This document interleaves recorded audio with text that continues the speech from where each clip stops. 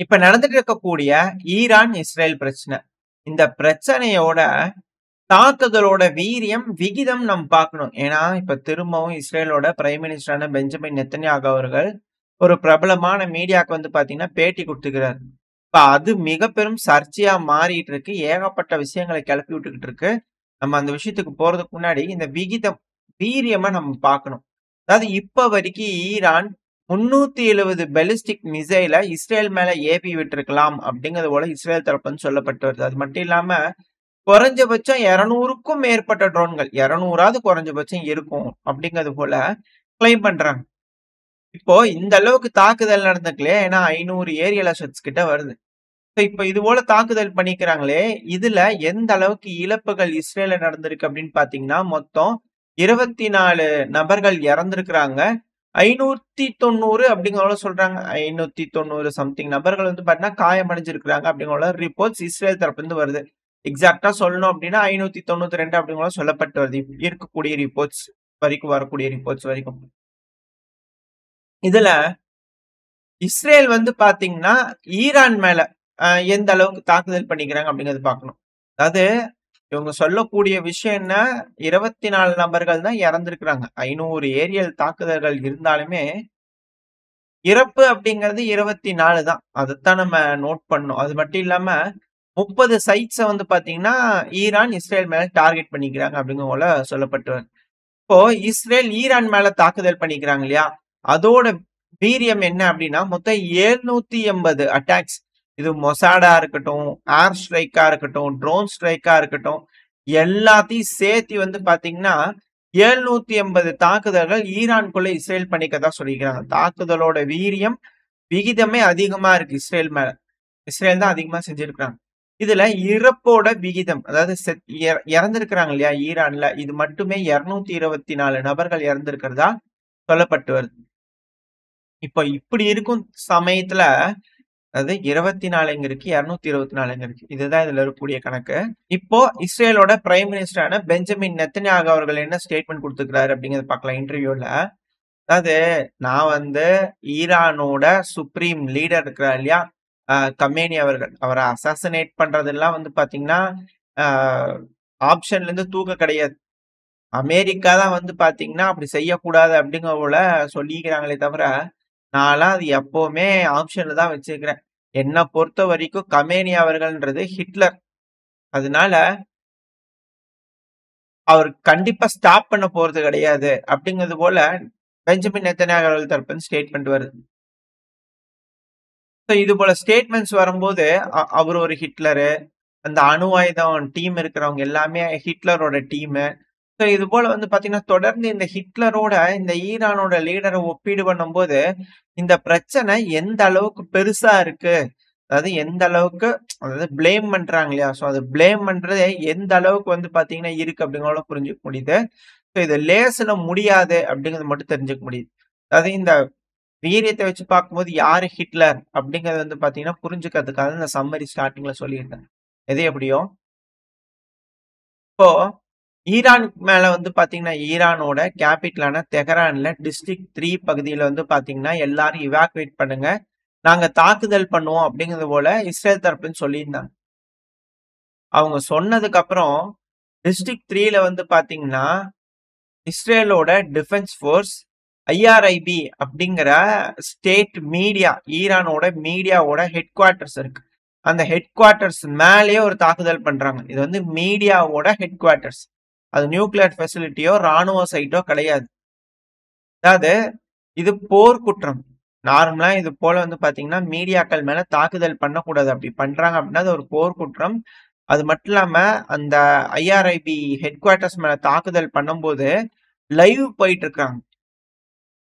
அப்படி லைவ் போயிட்டு இருக்கும்போது அதுல ஃபேமஸான ஒரு ஆங்கர், அந்த அம்மா இருக்காங்க இல்லையா, அவங்க தான். அவங்க சாரா எமீம் அப்படிங்கறதோட சொல்லக்கூடிய அவங்களோட பேர் வந்து சாரா எமீம். அவங்க தாக்குதல் நடக்குது. தாக்குதல் நடக்கும்போது அவங்க அங்கிருந்து போறாங்க. சில நபர்கள் இறந்திருக்கிறாங்க அப்படிங்கிற சொல்லப்பட்டு வருது. தீப்பிடிச்சு எரிஞ்சிருக்கு. என்னதான் அந்த ஹெட் குவார்டர்ஸ் தீப்பிடிச்சு எரிஞ்சிருந்தாலும் சில மணி நேரங்கள்லயே ரெடி பண்ணி திரும்பவும் அதே ஹெட் குவார்டர்ஸ்ல சாரா எமீம் அவர்கள் வந்து பண்ண திரும்பவும் லைவ் போக ஆரம்பிச்சிட்டாங்க. அதாவது என்ன தாக்குதல் நடந்தாலும் சரி, எது நடந்தாலும் சரி, நாங்க வந்து பார்த்தீங்கன்னா, தொடர்ந்து எங்களோட பணிய செஞ்சுக்கிட்டே இருப்போம் அப்படிங்கிற அவங்க செய்றாங்க. மீடியாக்கள் தரப்புல இருப்பாங்க இல்லையா, நியூஸ் சேனல்ஸ். ஸோ அதுபோல பல நாடுகள் வந்து பார்த்தீங்கன்னா, அவங்களுக்கு பாராட்டுகள் தெரிவிச்சுக்கிட்டு இருக்காங்க. ஏன்னா, ஈரான்ல இருக்கக்கூடிய நியூஸ் ரிப்போர்ட்டர்ஸ் மேல மட்டும் இஸ்ரேல் தாக்குதல் பண்ணல. தொடர்ந்து காசாக்குள்ள இருக்கக்கூடிய நபர்கள், இதுபோல வெஸ்ட் பேங்க்ல இருக்கக்கூடிய நபர்கள் மேலலாம் தாக்குதல் பண்ணிக்கிறாங்க. இதுக்கான செய்திகள்லாம் தொடர்ந்து பார்த்துக்கிட்டு இருக்கோம். இது யார் பண்ற வேலை சார்? ஹிட்லர் பண்ற வேலைங்களா? அப்படிங்கிறத விட பல அனலிஸ்ட் தரப்புலருந்து கேள்விகள் வருது. எது எப்படியோ அவங்க தரப்புல பல நியாயங்கள் படுத்துறாங்க. அதுவும் இஸ்ரேல் தரப்புலருந்து என்ன புரொபகண்டா பண்ணிட்டு இருக்கிறாங்க. அதுபோல பல விஷயங்கள் அவங்க தரப்புலருந்து வரும். எது எப்படியோ இது போல மீடியாக்கள் மேல தாக்குதல் பண்ணக்கூடாது. பட் ஆனா அவங்க தாக்குதல் பண்ணிக்கிறாங்க. இதுக்கு என்ன மாரியான விளக்கங்கள் இஸ்ரேல் தரப்புலருந்து குடுக்குறாங்க அப்படிங்கிறத வெயிட் பண்ணி பார்த்துடலாம். இப்ப தாக்குதல் அப்படின்னா, அதுவும் ஈரானோட கேபிட்டலான தெஹ்ரான்ல வந்து பார்த்தீங்கன்னா, அசாத் ஸ்கொயர் அப்படின்னு ஒரு பகுதி இருக்கு. இது தெஹ்ரானோட மத்திய பகுதி. கேபிட்டலோட மத்திய பகுதியில வந்து பார்த்தீங்கன்னா, ஒரு தாக்குதல் நடந்திருக்கு. அது கூடவே இஸ்ரேல் வந்து பார்த்தீங்கன்னா, மெஹ்ராபாத் இன்டர்நேஷனல் ஏர்போர்ட் இருக்கு இல்லையா? அந்த பகுதியில தாக்குதல் பண்ணிக்கிறாங்க. இந்த இந்த ஏர்போர்ட்ல வந்து பார்த்தீங்கன்னா, F-14 டாம் கேட்ஸ் இருந்ததாகவும், அத நாங்க கண்டுபிடிச்சு தாக்கியிருக்கோம் அப்படிங்கிற வீடியோ பதிவுகள்லாம் வந்து பார்த்தீங்கன்னா, அவங்க தரப்புலருந்து வந்திருக்கு. அதுக்கான வீடியோ பதிவு சைட்ல லோட் ஆயிருக்கும். ஆ பல போர் விமானங்கள், இது போல அசெட்ஸ்லாம் அவங்க பார்த்தீங்கன்னா, குறி வச்சு அடிச்சுக்கிட்டு இருக்காங்க. அப்படி அடிக்கிறதுல வந்து பார்த்தீங்கன்னா, அதெல்லாம் டீகைஸ் அப்படிங்கிறது போல தொடர்ந்து அதுக்கு பின்னாடியே செய்திகளும் வர ஆரம்பிச்சிருக்கு. அதுக்கான இமேஜ் லோட் ஆயிருக்கும். அதெல்லாம் டீகைஸ் ஒரிஜினல்னு நெனச்சு ஏமாந்து அடிச்சுட்டாங்க இஸ்ரேல் அப்படிங்கிற மாரி சொல்லப்பட்டு வருது.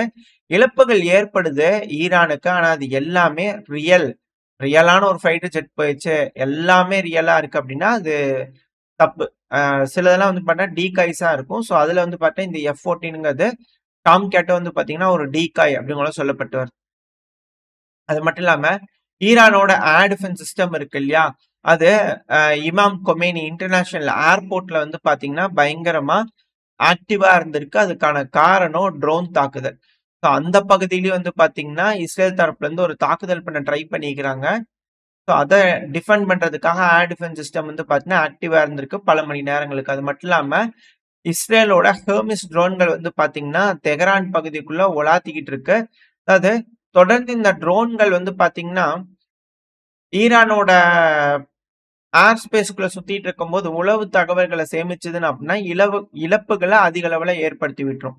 ஸோ இது போல ரிக்கானிசான் ட்ரோன்கள் அதிக அளவுல உலாவிட்டு இருக்குன்னா, இழப்புகள் ஈரானுக்கு ஏற்படும். அது எப்படி தடுக்குறாங்க அப்படிங்கிறத வெயிட் பண்ணி பார்த்துடலாம். ஆனா ஈரானோட ஏர் டிஃபென்ஸ் வந்து பண்ணா பல பகுதிகள். அந்த அ ஏர்போர்ட்ன்னு மட்டும் கிடையாது. பந்தார் அப்பாஸா இருக்கட்டும், இது ஈரானோட தெற்கு பகுதி. அதுவும் கடலோர பகுதி.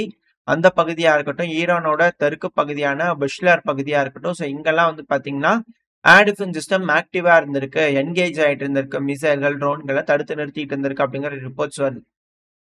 அது கூடவே இந்த குவாம் பகுதி. இந்த குவாம் பகுதியில தினந்தோறும் அட்டாக் வந்துட்டு இருக்கு. இந்த தெஹ்ரான், ஈரானோட கேபிட்டலான தெஹ்ரானோட புறநகரத்துல இருக்கக்கூடிய ஒரு பகுதி தான். ஒரு ப்ராவின்ஸ் தான் அது. ஸோ அந்த பகுதியில வந்து பார்த்தீங்கன்னா, ஒரு surface to air missile launcher வந்து பார்த்தீங்கன்னா இருந்திருக்கு. இந்த ஹைவேல வந்து கொண்டு போயிட்டு இருக்கும்போது, அத தெரிஞ்சுக்கிட்டு அது மேல நாங்க ட்ராக் பண்ணி அடிச்சுட்டோம் அப்படிங்கிறது போல வீடியோ பதிவுகள்லாம் இஸ்ரேல் தரப்புலருந்து விடுறாங்க. அது ஒரிஜினலா, டீகாயா என்ன ஏதுங்கிறதெல்லாம் தகவல்கள் டைம் போக போக தான் தெரிய வரும். ஸோ வெயிட் பண்ணி பார்ப்போம். எந்த அளவுக்கு ரியலான டார்கெட்ஸ மொசாட் ஏஜென்ட்ஸா இருக்கட்டும், இல்ல இஸ்ரேலா இருக்கட்டும் டார்கெட் பண்ணி அழிச்சிருக்காங்க. இல்ல எந்த அளவுக்கு டீகைஸ் அழிச்சிருக்காங்க அப்படிங்கலாம் இன்னும் சில நாட்கள்ல தெரிய ஆரம்பிச்சுரும். ஏன்னா எந்த அளவுக்கு ஈரான் சஸ்டெயின் ஆகுறாங்கன்றது புரிஞ்சுகிட்டு பண்ணிக்க முடியும். இப்போ இஸ்ரேல் மிக பெரும் அளவுல தாக்குதல்கள் பண்ணிக்கிறாங்க. அதுல மிக பெரும் தப்புங்கிறது மீடியாக்கள் மேல தாக்குதல் பண்றது, பொதுமக்கள் மேல தாக்குதல் பண்றது.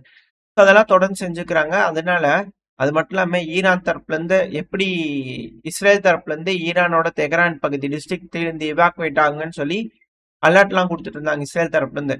அதே போல ஈரான் வந்து பாத்தீங்கன்னா, இஸ்ரேல்ல இருக்கக்கூடிய டெல்-அவிவ் பகுதியில இருந்து எல்லாரும் இவாக்குவேட் பண்ணிருங்க அப்படிங்கிற அலர்ட்ட வந்து பாத்தீங்கன்னா குடுத்துருக்காங்க.